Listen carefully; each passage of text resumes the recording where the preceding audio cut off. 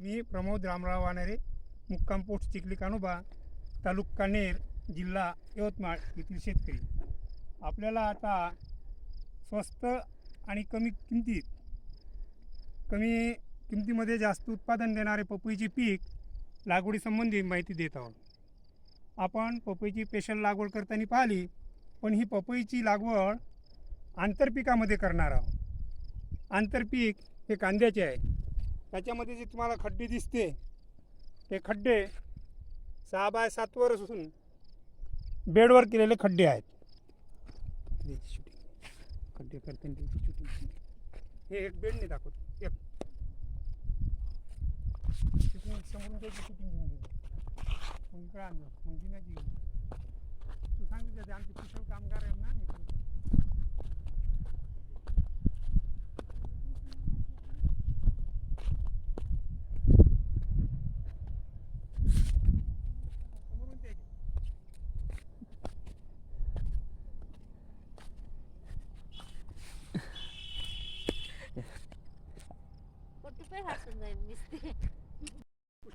मित्रो, आपण कंपोस्ट खतामध्ये हे जे दाखवत आहोत हे 10-26-26 आहे आणि हे दाणेदार ह्युमिक ॲसिड आहे.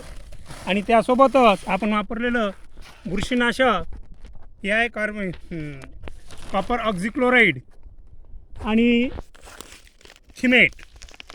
हे सर्व मिक्स करून एकरी 1 किलो 10 एक बॅग 10-26-26 3 किलो थिमेट आणि 1 किलो कॉपर ऑक्झिक्लोराइड हे मिक्स केलेलं आहे आपण. आणि तुम्ही पाहिलंच पहिल्यांदा खड्ड्यामध्ये टाकलेलं आहे.